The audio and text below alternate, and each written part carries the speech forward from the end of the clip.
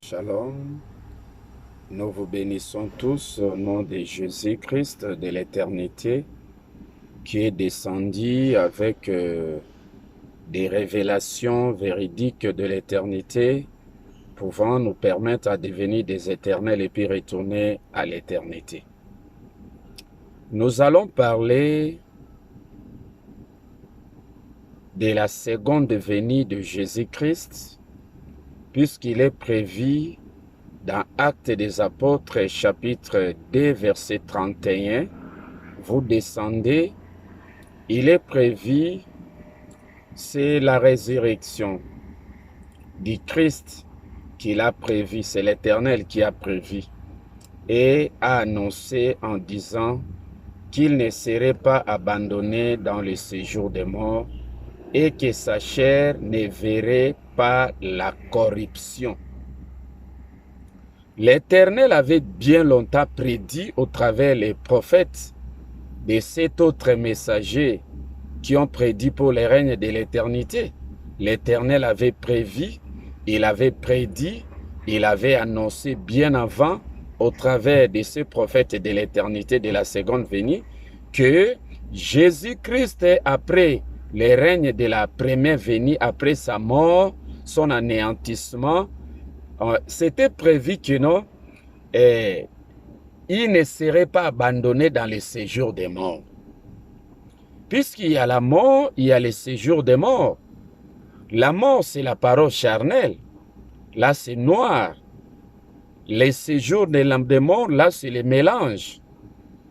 L'Éternel ne devrait pas abandonner Jésus-Christ, se rétrograder éternellement dans le mélange, mourir dans le mélange. Non, c'était prévu que l'Éternel devrait délivrer son Fils bien-aimé Jésus-Christ des séjours des morts. Et pourtant, les séjours des morts, c'était la transgression, c'était l'enseignement mélangé. La coupe du mélange. Jésus-Christ, à la croix, il avait crié. Il avait transmis sa requête, sa plainte. Il avait dit, « Père, s'il est possible, enlève cette coupe de souffrance. » Mais cette coupe de souffrance, c'était le mélange. Et la prière de Jésus-Christ était exaucée auprès de l'Éternel. L'Éternel lui a révélé l'enseignement spirituel et véridique qui a permis à Jésus-Christ de se débarrasser du mélange. Donc, c'est-à-dire que la chair de Jésus-Christ, son enseignement spirituel du commencement, ne devrait pas seulement être continué à se mélanger avec la parole charnelle. Non, c'était prévu pour que l'enseignement de Jésus-Christ, de la première venue, puisse se séparer avec les mélanges, la parole charnelle mélangée. C'est comme ça que c'était prédit dans Actes des Apôtres, sa chair ne verrait pas la corruption. La corruption, c'est-à-dire que c'est le mélange. C'est un enseignement spirituellement proclamé, mais mélangé avec des pensées humaines, avec la parole charnelle. Et pourtant, c'était prévu que non, sa chair ne verrait pas la corruption. C'est-à-dire que l'enseignement spirituel et véritable de Jésus de la seconde venue, c'est prévu ici dans les annonces de cet autre messager spirituel de l'éternité que ça ne sera pas mélangé avec l'enseignement charnel. C'est un enseignement spirituellement proclamé sans mélange. C'est comme ça que ça c'est un Jésus de la transfiguration. Jésus transfiguré, c'est totalement différent avec Jésus non transfiguré. Ça dit que ça c'est Matthieu 17. Puisque si vous lisez Matthieu 17, la Bible dit, Jésus prit avec lui Pierre, Jacques et Jean et les conduisit à l'écart sur une haute montagne. Mais avant que Jésus se rende à la montagne de l'Éternel, à la sagesse de l'Éternel de l'éternité, il était encore dans la montagne de Dieu, de l'Éternel Dieu, la sagesse de Dieu. Là, c'était l'enseignement de Dieu de la seconde venue. Il était encore là et avec cet enseignement, les vêtements de Jésus n'étaient pas encore purement nettoyés. C'est comme ça que Jésus devrait quitter cette étape-là de la montagne de Dieu, cet enseignement de Dieu de la seconde venue pour s'élever davantage. C'est comme ça que la Bible dit, il fit transfigurer. Son visage devint blanc comme la lumière.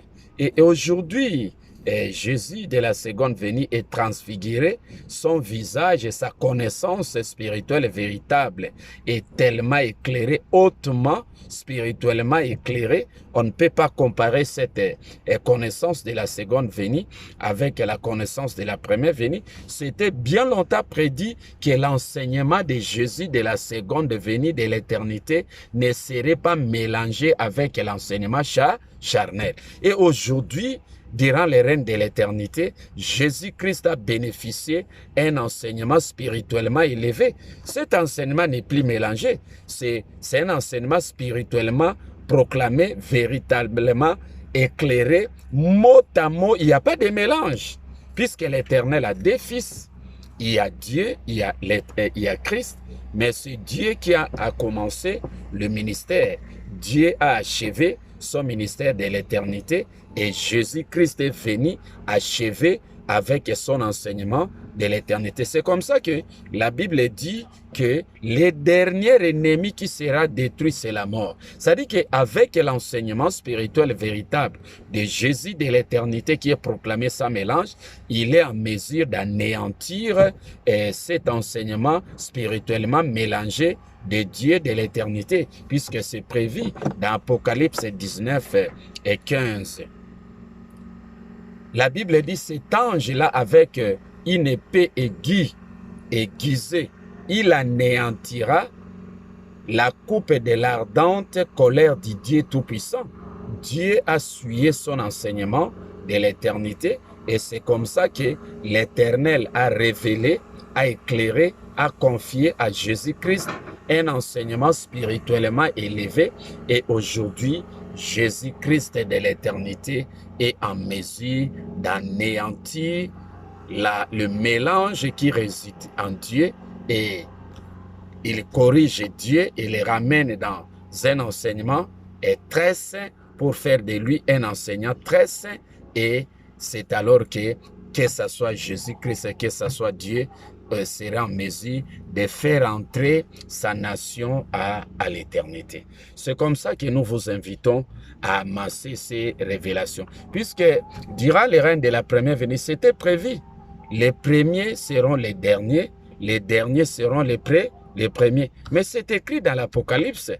Apocalypse 1, Jésus-Christ dit, je suis l'alpha et oméga, le commencement et la fin, les premiers et les derniers.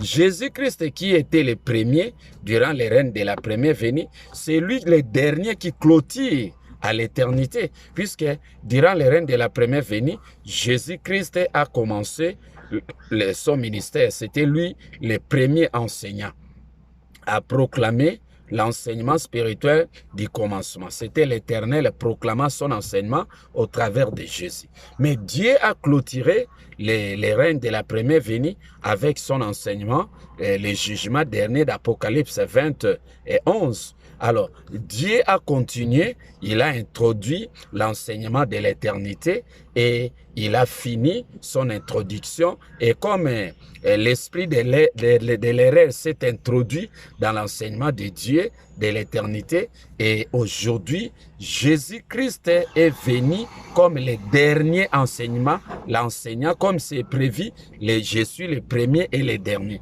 C'est lui, il est le dernier à l'éternité à clôturer l'enseignement de l'éternel, de l'éternité. Et aujourd'hui, avec la révélation spirituelle véritable de l'éternité que l'Éternel nous enseigne aujourd'hui au travers de Christ, la révélation véritable, l'enseignement de l'éternité, la porte de l'éternité est ouverte, totalement ouverte pour la nation de Christ. Je suis le premier et le dernier. Les premiers durant les règnes de la première venue, les derniers, c'est durant les règnes de l'éternité. Que l'Éternel vous bénisse et qu'il vous accorde cette opportunité de bénéficier de la révélation véritable. C'est le pasteur Antoine. Christ manifesté dans un corps de chair, mais c'est Jésus de la seconde venue et on est là pour votre bénédiction. Que l'Éternel vous bénisse.